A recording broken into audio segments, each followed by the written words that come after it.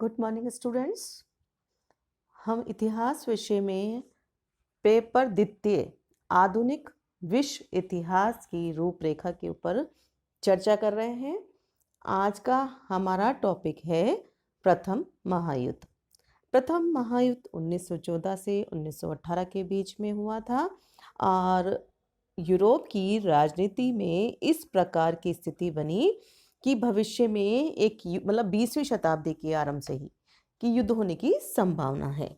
France Prussia युद्ध 1871 के बाद जो घटनाएं घटी या अप्रिय घटनाएं घटी और महाशक्तियों के ने जो दांवपेच खेले, उससे यूरोपीय राजनीति का जो वैमनस्य था वह अपनी चरम सीमा पर पहुंच गया और 1914 के पूर्व संपूर्ण यूरोप दो गुटों में विभाजित हो गया और इन गुटों ने ऐसा रूप ले लिया कि यदि एक भी सदस्य युद्ध में उतरता है तो दूसरे के लिए आत्मसम्मान की रक्षा के लिए युद्ध में भाग लेना आवश्यक हो जाता है। 28 जून 1914 को ऑस्ट्रिया के युवराज की हत्या के परिणाम स्वरूप ऑस्ट्रिया व सर्बिया में जो युद्ध शुरू हुआ वह धीरे धीरे विश्व युद्ध में परिणत हो गया। यह युद्ध दो गुटों के मध्य लड़ा गया। कौन कौन से थे ये दो गुट?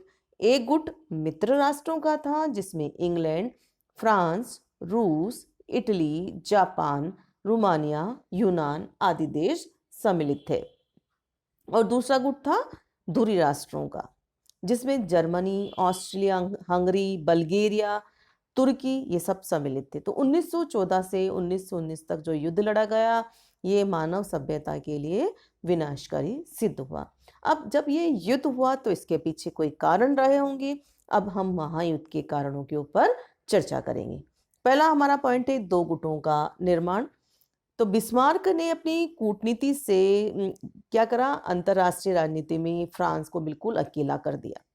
एक और तो जर्मनी, एक और तो त्रिगुट संधि के द्वारा ऑस्ट्रिया, हंगरी और इटली के साथ मैत्री सूत्र में बंधा और दूसरी ओर जर्मनी ने ऑस्ट्रिया से छिपाकर रूस के साथ री इंश्योरेंस संधि के द्वारा समझौता कर लिया। 1890 में जर्मनी ने फ्रांस को अकेला कर देने और रूस को अपनी ओर मिला लेने की नीति को छोड़ दिया। इससे फ्रांस और रूस क्या हुआ? एक दूसरे के निकट आए और उन्हें मैत्री सूत्र में बंधने का अवसर मिला। केसर विलियम द्वितीय जो था उसने भी साम्राज्यवादी नीति से ग्रेट ब्रिटेन को जर्मनी से दूर धकेल दिया। इसके अलावा औद्योगिक उत्पादन और वाणिज्य में भी जर्मनी इंग्लैंड का एक प्रतिद्वंदी सिद्ध हुआ। तो इंग्लैंड ने फ्रांस की ओर से अपनी दृष्टि हटा ली। 1904 में यद्यपि दोनों देशों के मध्य संधि हो गई थी तो इन दोनों की मैत्री ने इंग्लैंड और रूस की संधि का मार्ग साफ कर दिया।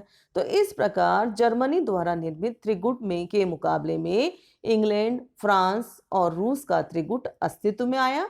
ट्रिपल अलायंस और ट्रिपल अतांत एक दूसरे के ते विरुद्ध हो गए कि इन्हें खतरे से बचाना दुष्कर काम हो गया। ठीक है। बाल्कन राजनीति में जर्मनी, ऑस्ट्रिया, हंगरी की सहायता करने के लिए वचनबद्ध था। ये तो क्या था कि उसे अपना जो मित्र था उसे खोने का डर था। रूस सर्बिया के हितों की रक्षा के लिए वचनबद्ध था। यद्यपि फ्रांस का बाल्कन राजनीति से कोई स्वार्थ तो नहीं था परंतु वो भी क्या अपने जो मित्र था ना रूस उसकी सहायता करना चाहता था। तो इस त्रिगुट अतांत को बनाए रखने के लिए इंग्लैंड भी चुप नहीं बैठ सकता था। तो अवसर मिलते ही उसे भी फ्रांस और रूस की सहायता करनी थी।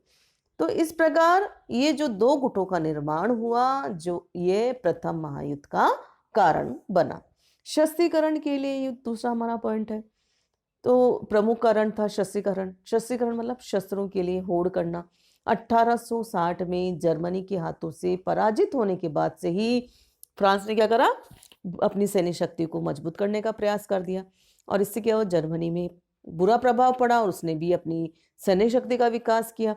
दोनों ही देश अपनी सुरक्षा के लिए अपनी सैनिक शक्ति को मजबूत करने लगे परंतु दोनों एक दूसरे की सैन्य वृद्धि की शंका की दृष्टि से देखने लगे। तो इससे क्या हुआ? यूरोप के अन्य देश भी प्रभावित हुए और वह भी शस्त्रीकरण करने लग गए। तो जब केसर विलियम द्वितीय ने जर्मन नौसेना के विकास की तरफ ध्यान दिया तो इंग्लैंड भी इस प्रतिस्पर्धा में सम्मिलित हो गया। तो परिणाम क्या हुआ कि यूरोप का जो वातावरण था बहुत अधिक विषाक्त हो गया। चारों ओर संदेह, भय और घृणा का वातावरण फैल गया। प्रत्येक देश अपनी सैन्य वृद्धि को राष्ट्रीय प्रतिष्ठा का सवाल मान बैठा। ऐसी स्थिति में सैनिक अधिकारियों को अपनी अपनी सरकारों पर हावी होने का अवसर मिल गया और ये जो मानसिक स्थिति थी इसको सैनिकवाद कहा गया। तीसरा हमारा पॉइंट है प्रथम महायुद्ध के कारण का राष्ट्रीयता। फ्रांसीसी क्रांति ने जिस राष्ट्रीयता की भावना को जन्म दिया, अब वो क्या हुआ, चरम सीमा पर पहुंच गई थी। जर्मनी और इटली के एकीकरण ने भी इसमें सहयोग दिया और यही भावना पड़ोसी देशों के बीच भी घृणा की भावना पैदा करने लगी। विशाल जर्मनी, विशाल फ्रांस, महान स्लाव राष्ट्र आदि शब्द राष्ट्रीयता रूपी रोग से ग्रस्त थे। राष्ट्रीयता के इस रोग ने यूरोप के लिए अनेक समस्याएं पैदा कर दी थी। फ्रांस अपने उन प्रांतों को फिर से लेने की आशा रखता था जो उसने 1870 में खो दिए। इन प्रांतों की ऑस्ट्रिया हंगरी का विशाल साम्राज्य विभिन्न राष्ट्रीयताओं का संगम था। इससे साम्राज्य में जो आबाद पोल थे, चेक, सर्व, बल्गर जो जातियां थी अपने राष्ट्रीय राज्यों में मिलना चाहती थी। ठीक है, तो इससे क्या हुआ, सब अपना अपना स्वतंत्र अस्तित्व कायम करना चाहती थी। राष्ट्रीयता ने ओटोमन साम्राज्य को टुकड़े टुकड़े कर दिया और इन टुकड़ों में भी आपसी प्रतिस्पर्धा थी। तो इस राष्ट्रीयता के नाम पर बाल्कन युद्ध लड़े गए जिनमें प्रथम महायुद्ध का मार्ग प्रशस्त किया। सर्बिया में तुर्क प्रभुत्व की समाप्ति के बाद सर्बिया ऑस्ट्रिया के स्लाव प्रदेशों को अपने साम्राज्य में सम्मिलित करने हेतु प्रोत्साहित कर रहा था। ऑस्ट्रेलिया की जो राजनीतिज्ञ थे उन्होंने अपने साम्राज्य का विनाश को रोकने का भी उन्होंने प्रयत्न किया। तो इस प्रकार राष्ट्रीयता ने संपूर्ण यूरोप में ऐसी स्थिति उत्पन्न कर दी थी जिसका निवारण युद्ध के माध्यम से ही हो सकता था। ठीक है, नेक्स्ट हमारा पॉइंट है साम्राज्यवाद। साम्राज्य 19वीं सदी में राष्ट्रीय आंदोलन तो हो ही रहा था, औद्योगिक विकास भी हुआ। तो औद्योगिक जब विकास हुआ तो अपना राष्ट्र है उसको समृद्धशाली बनाने की प्रेरणा भी मिली। अब इस प्रेरणा को पूरा करने के लिए क्या सोचा गया, जो पिछड़े देश है उन पर अधिकार कर लिया जाए, क्योंकि इसके बिना तो क्या होगा कि कच्चा माल भी प्राप्त नहीं होगा और तैयार माल भी नहीं खपा सकते। तो इसके लिए क्या हुआ कि खींचातानी शुरू हो गई और ये खींचातानी क्या हुआ, साम्राज्यवाद का मूल कारण था। और इस दौड़ में ग्रेट ब्रिटेन सबसे आगे रहा। कनाडा, ऑस्ट्रेलिया, भारत, न्यूजीलैंड ऐसे कई देश थे जिस पर उसने अपना अधिकार कायम रख लिया। अच्छा, उसकी नौसेना शक्ति जो है बहुत अधिक सर्वश्रेष्ठ थी, इसीलिए उसने इन पर नियंत्रण रखा। फ्रांस ने भी अफ्रीका, एशिया में अपने साम्राज्य का विस्तार किया। रूस भी कर रहा था संपूर्ण उत्तरी एशिया पर अपना अधिकार। तो इस तरह से जो साम्राज्यवाद की भावना इन देशों में बलवती हो गई, उसने प्रथम महायुद्ध को बढ़ावा दिया। बहुत से अन्य कारण भी थे, जैसे समाचार पत्र से क्या हुआ, लोकमत उसको उकसाया गया। लगभग सभी देशों के समाचार पत्रों ने ऐसा किया। उन्होंने राष्ट्रीय भावना को उत्तेजित किया, दूसरे देशों की नीतियों के बारे में गलत प्रचार किया। इतना ही नहीं, समाचार पत्रों ने शांति कायम करने वाली बातों को भी दबा दिया। इतिहासकार जो शेपिरो है वो कहता है कि प्रजातंत्र की भिन्नता और निरंकुश शासकों की उपस्थिति भी इस महायुद्ध का कारण बनी। तो इन सभी कारणों ने उस सौहार्द और सौजन्य की जड़ों को खोखला कर दिया जिसे सभ्यता और संस्कृति के अनेक साधनों, धर्म, व्यापार, वाणिज्य, कला और विज्ञान ने मिलकर बढ़ाया था, जो मानव समाज की समृद्धि के लिए आवश्यक था। इसके स्थान पर आशंका और भय, द्वेष और वैमनस्य का विकास हुआ। जब कुछ स्वार्थी और आक्रामक व्यक्ति राज्य शक्ति और आतंक के सहारे उन्नति करने में कामयाब हो गए तो लोगों में धारणा उत्पन्न हो गई कि संघर्ष जीवन के लिए एक आवश्यक कारण है या नियम है। तो इस प्रकार से ये सारे कारण हैं, लेकिन सबसे मेन बात उस समय का तात्कालिक कारण था 28 जून 1914 के दिन ऑस्ट्रिया के युवराज आर्क ड्यूक फर्डिनांड और उसकी पत्नी की हत्या। युवराज और उसकी पत्नी को बोस्निया की राजधानी सोराजीवा की सड़क पर कत्ल कर दिया गया और इस हत्या का उद्देश्य राजनीतिक था। हत्या के अपराधी जो थे बोस्नियाई थे, जिन्हें ऑस्ट्रेलिया की स्लाव नीति पसंद नहीं थी। ऑस्ट्रिया का दृढ़ विश्वास था कि ये हत्या सर्बियन सरकार की सहायता से की गई और उसे इस हत्या की पूरी जानकारी थी। युद्धोपरांत जब जांच की गई तो स्पष्ट हो गया कि सर्बिया के कुछ उच्च अधिकारियों को हत्या के षड्यंत्र की जानकारी थी। ऑस्ट्रिया ने सर्बिया को भयंकर दंड देने और संभव हो सके तो उसका अस्तित्व ही मिटाने का निश्चय कर लिया।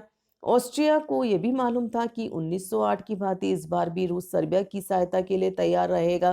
तो इस प्रकार से ये जो तात्कालिक कारण था वो युद्ध आरंभ करने का कारण बना। अच्छा, जर्मनी द्वारा प्रत्येक कार्य में समर्थन प्राप्त हो जाने से ऑस्ट्रिया ने आगे की घटनाओं को युद्ध की स्थिति तक धकेलने का निश्चय किया। 23 जुलाई को ऑस्ट्रिया ने सर्बिया को अल्टीमेटम दिया और इस पत्र की भाषा और शैली इतनी कड़वी और शर्तें इतनी कठोर थी कि कोई भी स्वाभिमानी राष्ट्र जिसे स्वतंत्रता और आत्म स्वाभिमान से प्यार था वे कभी भी इसको स्वीकार नहीं कर सकता था। ऑस्ट्रिया ने सर्बिया को सोराजोव हत्याकांड के लिए उत्तरदायी ठहराया और ऑस्ट्रिया के विरुद्ध किए जाने वाले प्रचार को तत्काल सर्बिया को ऑस्ट्रिया के विरुद्ध किए जाने वाले प्रचार को तत्काल समाप्त करने को कहा गया। ठीक है। अच्छा, ऑस्ट्रिया को जर्मनी का समर्थन प्राप्त था तो सर्बिया को रूस का, परंतु न तो जर्मनी और न ही रूस इस युद्ध को छेड़ने के पक्ष में थे। अतः जर्मनी और रूस दोनों ने सर्बिया के उत्तर को संतोषजनक मान लिया, परंतु ऑस्ट्रिया अपनी बात पर अड़ा रहा। उसे केवल कूटनीतिक विजय से संतोष नहीं था, अतः उसने अपनी सेनाओं को सर्बिया की सीमा की तरफ लामबंदी की आज्ञा दे दी। तो इस पर रूस की जार ने ऑस्ट्रिया को चेतावनी दी कि अगर सर्बिया पर आक्रमण किया गया तो रूस ऑस्ट्रिया के विरुद्ध प्रयाण करेगा। इंग्लैंड के मंत्री एडवर्ड ग्रे ने स्थिति की नाजुकता को देखते हुए तथा युद्ध को रोकने की दृष्टि से एक अंतर्राष्ट्रीय सम्मेलन की मांग की, परंतु जर्मनी ने इस मांग को ठुकरा दिया। कैसर विलियम ने स्पष्ट कह दिया कि ऑस्ट्रो सर्ब समस्या दो राष्ट्रों का आपसी मामला है। अर्थात विलियम का अभिप्राय था कि ऑस्ट्रिया सर्बिया को समाप्त कर दे और जर्मनी ऑस्ट्रिया की कार्यवाही पर निगरानी रखे और रूस तथा किसी अन्य शक्ति के बीच में आने पर उसे रोकने का प्रयास करे। ऑस्ट्रिया की ने क्या करा फिर, रूस को उससे समझौता करने और इंग्लैंड के प्रस्ताव को मान लेने की राय दी, परंतु ऑस्ट्रिया युद्ध करने पर तुलाया था और 28 जुलाई 1914 को ऑस्ट्रिया ने सर्बिया के विरुद्ध युद्ध की घोषणा कर दी। ऑस्ट्रिया की युद्ध की घोषणा से जार भी उत्तेजित हो गया और उसने भी अपनी सेनाओं को जाने के लिए उस पर हस्ताक्षर कर दिए। तो इसका मतलब क्या हुआ, ऑस्ट्रिया से युद्ध विवश होकर जर्मनी को भी युद्ध की तैयारी करनी पड़ी और कैसर विलियम ने रूस को प्रयाण आदेश वापस लेने के लिए चेतावनी भरा पत्र लिखा। इसके साथ ही उसने फ्रांस से पूछा कि जर्मनी और रूस के मध्य युद्ध छिड़ने पर फ्रांस का क्या रुख रहेगा, तो रूस ने जर्मनी की चेतावनी का कोई भी जवाब नहीं दिया। तब 1 अगस्त को जर्मनी ने रूस के विरुद्ध युद्ध की घोषणा कर दी। तो इस प्रकार ऑस्ट्रो सर्ब संघर्ष यूरोपीय संघर्ष में परिवर्तित हो गया। तो 23 अगस्त 1914 को जापान ने इंग्लैंड के साथ मित्रता निभाते हुए जर्मनी के विरुद्ध युद्ध की घोषणा कर दी और युद्ध के अंतिम दिनों में संयुक्त राज्य अमेरिका भी जर्मनी के विरुद्ध युद्ध में मित्र राष्ट्रों के साथ सम्मिलित हो गया। तो इस प्रकार प्रथम महायुद्ध की पूरी पृष्ठभूमि तैयार हो गई। तो इस वीडियो में हमने इसके कारणों को देखा। आगे के वीडियो में हम इसके अन्य प्रभाव देखेंगे, परिणाम देखेंगे, इसका उत्तरदायित्व देखेंगे। तब तक के लिए धन्यवाद।